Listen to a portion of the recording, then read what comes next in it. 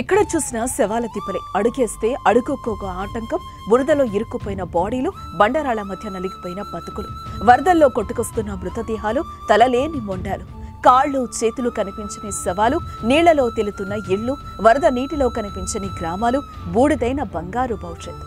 300 మందికి పైగా మృత్యువాత బండరాళ్ల కింద బయటపడే శవాలెన్నో. ప్రస్తుతం కేరళలో కనిపిస్తున్న హృదయ విదారకర దృశ్యాలివి.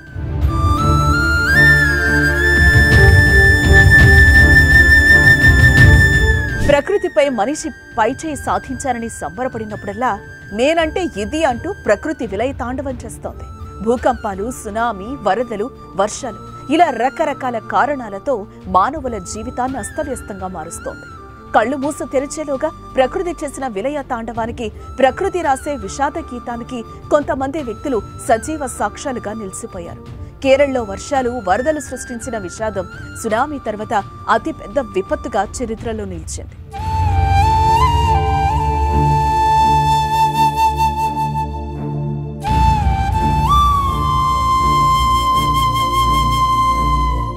కేరళలో ప్రకృతి ప్రకోపానికి శవాల తిప్పగా మారిన ప్రాంతాల్లో అన్వేషణ, సహాయక చర్యలు యుద్ధ ప్రాతిపదికన కొనసాగుతున్నాయి. బురద, శిథిలాల నుంచి భారీగా మృతదేహాలు బయటపడుతున్నాయి. శిథిలాల కింద ప్రాణాలతో ఉన్న వారి కోసం రెస్క్యూ బృందాలు గాలిస్తున్నాయి. మరోవైపు ఈ జల ప్రళయానికి మానవుడి అత్యాశ, ప్రభుత్వాల నిర్లక్ష్యమే కారణమంటున్నారు పర్యావరణవేత్తలు. వయనాడుకు ఈ పరిస్థితి ఎందుకు వచ్చిందే? పశ్చిమ కనుమలు కేరళపై పగబట్టాయా అంటే అవుననే సమాధానం లభిస్తోంది. వయనాడ్ జిల్లాలో ప్రకృతి సృష్టించిన విపత్తు ఎన్నో కుటుంబాలను చిదిమేసింది. భారీ వర్షాలకు కొండ చర్యలు విరిగిపడి గ్రామాలను నేలమట్టం చేసిన ఘటనలో మృతుల సంఖ్య అంతకంతకు పెరుగుతోంది. భారీ వర్షాలకు కొండ చర్యలు విరిగిపడ్డంతో మండక్కై, చూరాల్మల ప్రాంతాలు నామరూపాలు లేకుండా ధ్వంసం అయిపోయాయి. ముండక్కైలో 150 వరకు ఇళ్లు ఉండగా వాటిల్లో 65 పూర్తి స్థాయిలో నేలమట్టమయ్యాయి. శిథిలాలను తొలగిస్తే కానీ లోపల ఎంతమంది ఉన్నారనేది తెలియదు. ఇక ప్రతికూల వాతావరణ పరిస్థితుల్లోనూ సహాయక చర్యలైతే కొనసాగుతున్నాయి.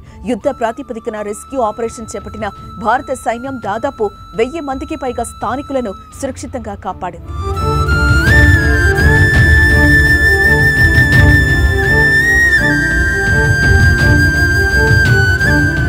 మరోవైపు మానవ చర్యల వల్లే కేరళలో తరచూ ఇలాంటి ప్రకృతి విపత్తులు జరుగుతున్నాయంటున్నారు పర్యావరణవేత్తలు. కేరళకు పశ్చిమాన అరేబియా సముద్రంతో పాటు తూర్పున విస్తారమైన పశ్చిమ కనుమలు విస్తరించి ఉన్నాయి. వీటిని ఆస్వాదించేందుకు పర్యాటకులు భారీగా తరలిస్తూ ఉంటారు. దాంతో ఎకో టూరిజం పేరుతో హోటళ్లు, రిసార్ట్ల నిర్మాణం భారీగా జరుగుతోంది. ఇందుకోసం అడవులను కూడా విచ్చలవిడిగా నరికేస్తున్నారు. పర్యావరణ పరంగా అత్యంత సున్నిత ప్రాంతమైన పశ్చిమ కనుమలు ఈ పరిణామాలతో తీవ్రంగా ప్రభావితమవుతున్నాయి. 2017, 18, 19లో వరుసగా తుఫాన్లు, వరదలు కేరళను ముంచెత్తాయి. ఇప్పుడు వయనాడు విధ్వంసం కోలుకోలేని దెబ్బతీసింది.